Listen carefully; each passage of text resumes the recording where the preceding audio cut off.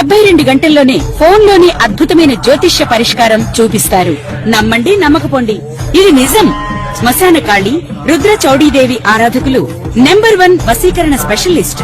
గురూజీ మనిషి పుట్టుక నుండి చనిపోయే వరకు వచ్చే అన్ని క్లిష్టమైన సమస్యలకు పరిష్కారం ఇక్కడ లభిస్తుంది. విద్య, ఉద్యోగం, వ్యవహారం, స్త్రీ ప్రేమ, పెళ్లి, సంతానం, స్త్రీ పురుష వశీకరణం, భూవశం, భార్యాభర్తల కలహాలు, కోర్టు సమస్యలు, విడాకుల సమస్యలు, చేతబడి, అప్పుల బాధ, ఇంకా మీకు ఎలాంటి సమస్యలు ఉన్నా 72 గంటల్లోనే శాశ్వత పరిష్కారం చేయబడును. నమస్కారం, నేను మీ రవికిరణ్ శర్మ, వేలూరి, జ్యోతిష రత్న అవార్డు గ్రహీత. నవంబర్ నెలలో ద్వాదశ రాశుల వారికి ఏ రకంగా ఉండబోతోంది, ఏ రాశుల వారికి ఎటువంటి అనుకూలతలు ఉన్నాయి, ఎటువంటి ప్రతికూలతలు ఉన్నాయి అనే విషయాన్ని గురించి, అట్లాగే ఈ 12 రాశుల వారు ఈ నెలలో ఎట్లాంటి రెమెడీ చేసుకునే ఎటువంటి అనుకూలత కలుగుతుంది, దైవానుగ్రహం, దైవబలం ఏ రకంగా వస్తుంది అనే విషయాన్ని గురించి, అలాగే ఈ నవగ్రహ స్థితిగతులను బట్టి ఈ 12 రాశులు ఏ రకంగా ఉంటాయనే దాన్ని బట్టి మనం చెప్పుకోవడం జరుగుతోంది. ఈ 12 రాశుల్లో ఈ అక్టోబర్ 18న విశేషంగా గురుడు మారాడు. గురుడు మారడం వల్ల కొన్ని రాశుల వారికి అనుకూలత ఉంది, అలాగే కొన్ని రాశులకు ప్రతికూలత ఉంది. అట్లాగే శని వక్రం నుంచి మావస్థితికి వచ్చేసాడు. తద్వారా అనుకూలతలు ఏ రకంగా ఉంటాయి అనే విషయాలు అవన్నీ కూడా ఇప్పుడు మనం చెప్పుకోబోతున్నాం.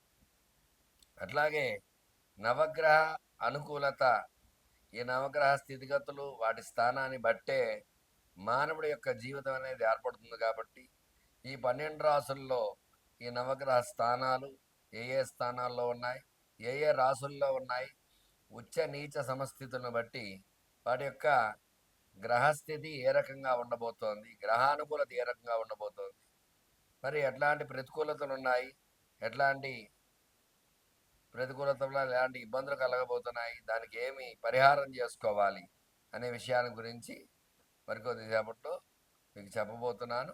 అన్నీ కూడా చక్కగా ఈ 12 రాశుల వారికి ఏ రకంగా ఉండబోతోందో, ఇందులో భాగంగానే మేషాది ద్వాదశ రాశుల వారికి ఏ రకంగా ఉండబోతోంది అనే విషయాన్ని గురించి మీకు చెప్పబోతున్నాను. అట్లాగే ఈ యొక్క రాశి యొక్క స్థితిగతి, మేషరాశికి అధిపతి కుజుడు, వృషభ రాశికి శుక్రుడు, మిథున రాశికి బుధుడు, కర్కాటక రాశికి చంద్రుడు, సింహరాశికి రవి, కన్యారాశికి బుధుడు, తులారాశికి శుక్రుడు, వృశ్చిక రాశికి కుజుడు, ధనురాశికి గురుడు, మకర రాశికి శని, కుంభరాశికి శని, మీనరాశికి గురుడు.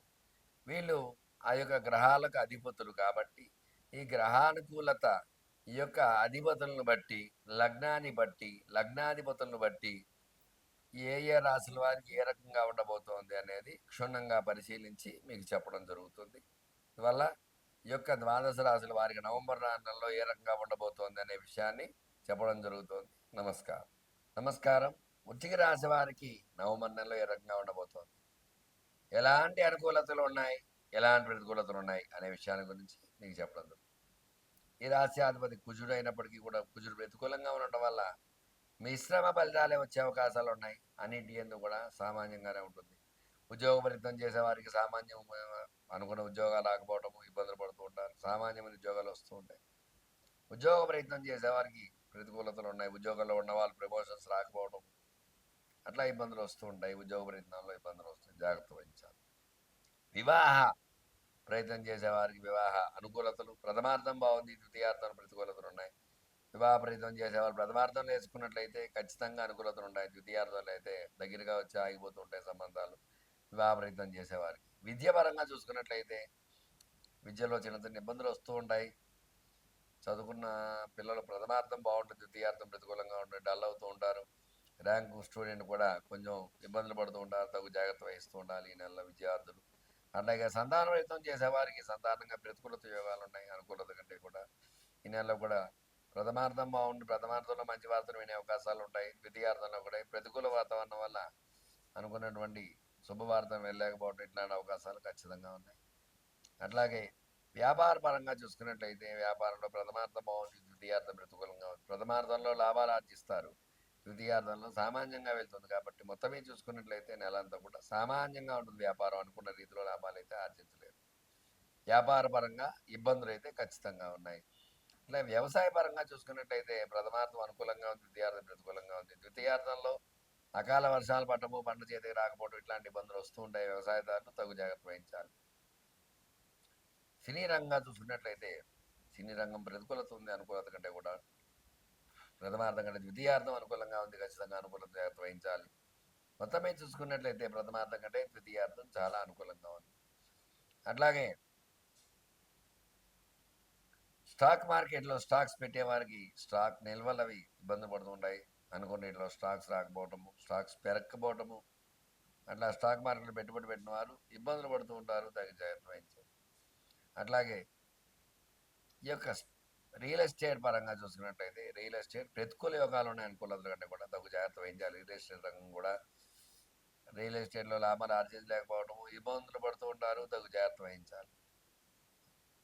అలాగే ఆరోగ్యపరంగా చిన్న చిన్న సమస్యలు వస్తూ ఉంటాయి. ఆరోగ్య సమస్యలు ఖచ్చితంగా ఆరోగ్య విషయంలో జాగ్రత్త వహించాలి, లేదంటే ఇబ్బందులు పడాల్సి వస్తుంది. మొత్తం మీద చూసుకున్నట్లయితే ఈ రాశి వారికి అనుకూలత కంటే కూడా ప్రతికూలతలు ఎక్కువగా ఉన్నాయి. కొంచెం జాగ్రత్త వహించినట్లయితే చక్కగా శివానుగ్రహంతో మంచి అనుగ్రహం కలుగుతుంది. ఈ రాశివారు ఖచ్చితంగా ఈ యొక్క వెంకటేశ్వర దీపారాధన చేయడము, అట్లాగే ప్రతి శనివారము కూడా శివారాధన చేయడం ద్వారా శివ అనుకూలతతో ఖచ్చితంగా మంచి వార్తలు, మంచి అనుగ్రహం, అట్లాగే ఈ నెలలో శివుడికి విశేషమైనటువంటి పంచామృతాలతో ఫలరసాలతో అభిషేకం చేయడం ద్వారా మంచి అనుకూలతలు వచ్చే అవకాశాలు ఉన్నాయి. చూశారు కదండి, వృశ్చిక రాశి వారికి ఏ రకంగా ఉండబోదనే విషయాన్ని చక్కగా చెప్పడం జరిగింది. చక్కగా చెప్పిన రెమెడీ పాటించి శివానుగ్రహాన్ని పొంద కోరుచున్నాను. మీ రవికిరణ్ శర్మ, వేలూరి. నమస్కారం. 12 రాసుల వారికి కూడా మరి ఏ రకంగా ఉంది అన్న వివరంగా చెప్పడం జరిగింది మీకు. ప్రతి ఒక్కరూ కూడా గ్రహ అనుకూలత ఉంటేనే మీకు అనుకూలంగా ఉంటుంది. గ్రహాలు ప్రతికూలంగా ఉన్నాయంటే మీరేమి చేయలేరు. ఇవాళ గ్రహాలు అనుకూలించాలంటే చక్కని యొక్క దైవనామ స్మరణ చేసుకోవడము, ఈ కార్తీక మాసం సందర్భంగా విశేషంగా శివుడికి అభిషేకాలు, అర్చనలు, పూజలు, హోమాలు ఇలాంటివన్నీ చేసుకోవడం ద్వారా శివానుగ్రహం ఖచ్చితంగా కలుగుతుంది. రాశులు అనుకూలంగా ఉంటే ఖచ్చితంగా రాస్యాధిపతులు బలంగా ఉంటే, రాస్యాధిపతులు కూడా నవగ్రహాలే కాబట్టి నవగ్రహ అనుకూలంగా ఉంటే ఖచ్చితంగా గ్రహానుకూలత వల్ల ఈ యొక్క సమస్య నుంచి బయటపడే అవకాశం ఖచ్చితంగా ఉంటుంది. ఎట్లాంటి సమస్యనైనా సరే శతకోటి దరిద్రాలకి అనంత కోటి ఉపాయాలు అన్నట్టుగా ప్రతిదానికి పరిహారం అనేది చెప్పబడింది. అందువల్ల మీరు వివాహపరంగా ఇబ్బందిగా ఉంటే ఖచ్చితంగా సంప్రదించండి. మీకు ఎందుకు ఆలస్యం అవుతుంది వివాహం అనే దాని గురించి చక్కటి రెమెడీ ఉంటుంది. దానికి ఏం చేయాలన్నది నేను చెప్పడం. సంతానంగా ఇబ్బంది పడుతున్నారంటే మరి ఎట్లాంటి దోషాలు ఉన్నాయి సంతానంగా ఇద్దరు జాతకాల్లో, దాని ద్వారా ఇట్లాంటి ఇబ్బందులు ఉన్నాయి కాబట్టి మీకు ఆలస్యం అవుతుంది సంతానం అనే విషయాన్ని మీకు చెప్పడము, దాని యొక్క పరిహారం చేయించడం అట్లాంటివి జరుగుతాయి. వ్యాపారంలో నష్టపోతే వ్యాపారానికి లక్ష్మీ అనుగ్రహం ఏ రకంగా కలగాలి అనే విషయాన్ని గురించి దాన్ని మీకు చెప్పడం జరుగుతుంది. ఉద్యోగ ప్రయత్నాలు చేసేవారికి ఉద్యోగాలు రాకపోయినా, అలాగే చదువులో వెనకబడితే వాళ్ళకి ఏం చేయాలి, అట్లా ప్రతి విషయంలో కూడా చక్కగా పరిహారం సమస్య మీది, పరిష్కారం నాది.